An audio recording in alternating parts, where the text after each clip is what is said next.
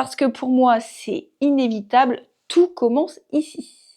Oh, mon petit chéri.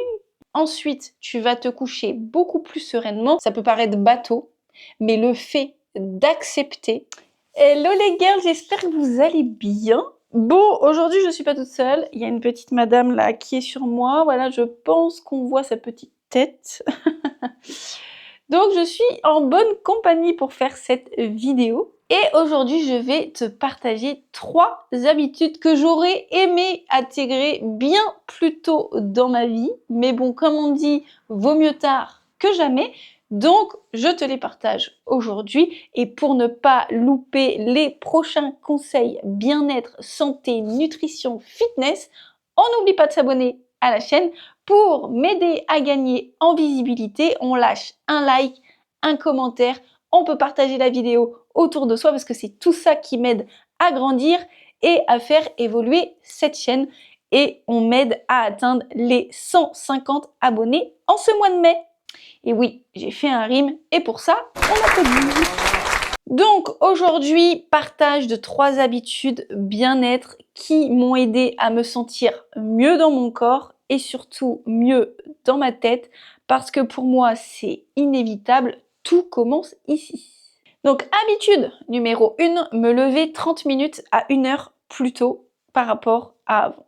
Donc pendant un moment, je me levais en fait à 7 heures pour commencer le boulot à 8 heures. Il y en a qui vont me dire, c'est déjà pas mal.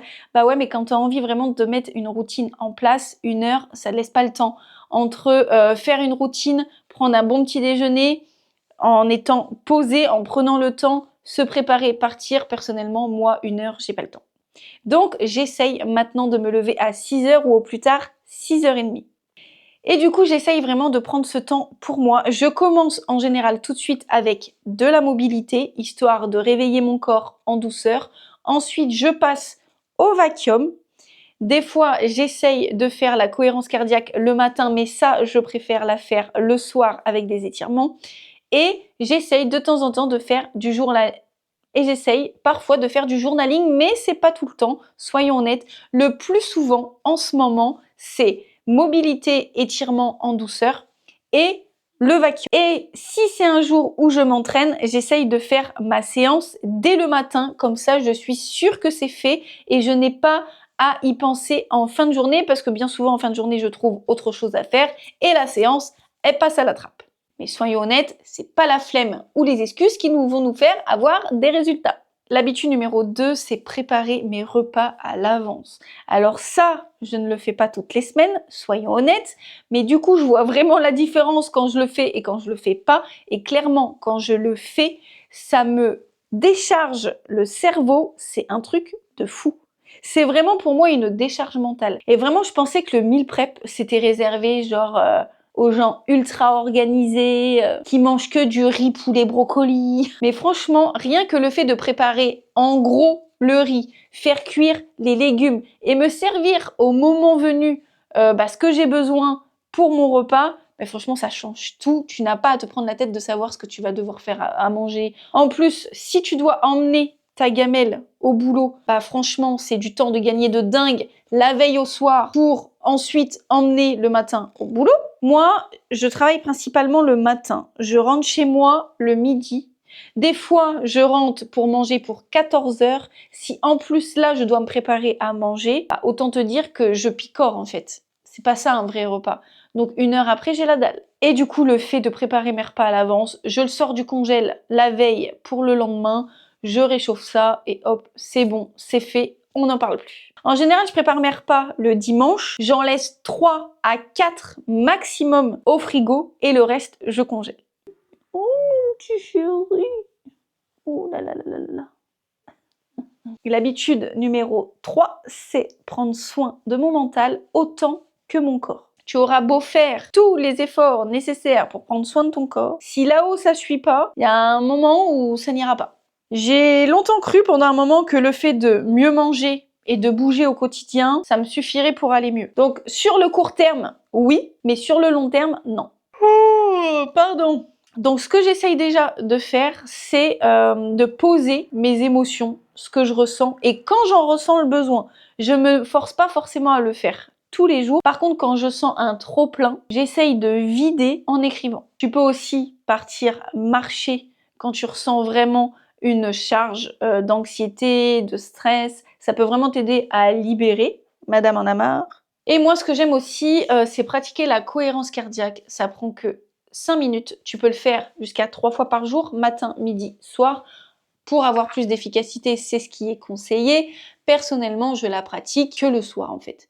Donc, je me dis pas que ça sert à rien. Je me dis que c'est toujours mieux que rien et que dans tous les cas, ce que j'y vois avant même les bienfaits de la cohérence cardiaque, c'est le temps que je prends pour moi-même et surtout le faire avant d'aller me coucher. 5 minutes seulement. La cohérence cardiaque, je rappelle, c'est 5 minutes. On inspire par le nez sur 5 secondes.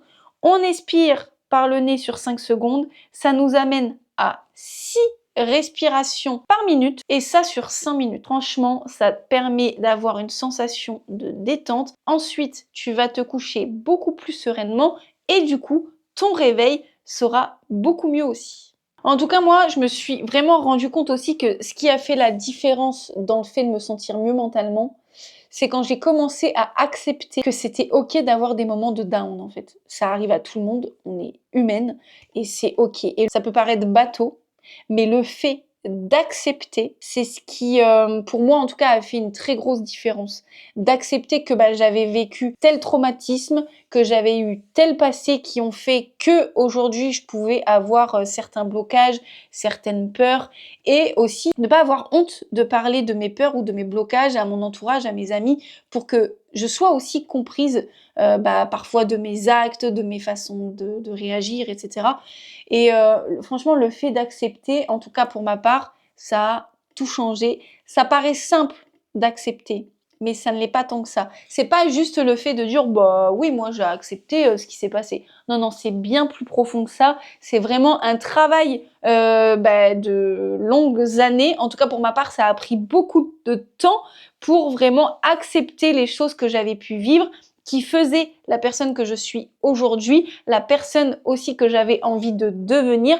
Alors, j'ai vraiment pris en compte que justement, là où j'en suis aujourd'hui aussi, face à toi qui regarde cette vidéo, c'est justement par rapport à tout ce que j'avais vécu. Alors, je vais pas dire grâce à tout ce que j'ai vécu dans le passé, parce qu'il y a forcément des choses que j'aurais aimé éviter de vivre. Mais en tout cas, ça fait la personne que je suis aujourd'hui. Et du coup, voilà, c'est le fait d'avoir accepté qui fait que ça m'a permis d'avancer et d'être beaucoup plus sereine mentalement. Donc voilà pour ces 3 petites habitudes. J'espère que ça a pu t'aider à y voir plus clair. Si tu as des questions, n'hésite pas, les commentaires, c'est fait pour ça. Tu peux aussi me retrouver sur Instagram et je te dis à très vite pour une nouvelle vidéo. Ciao, ciao!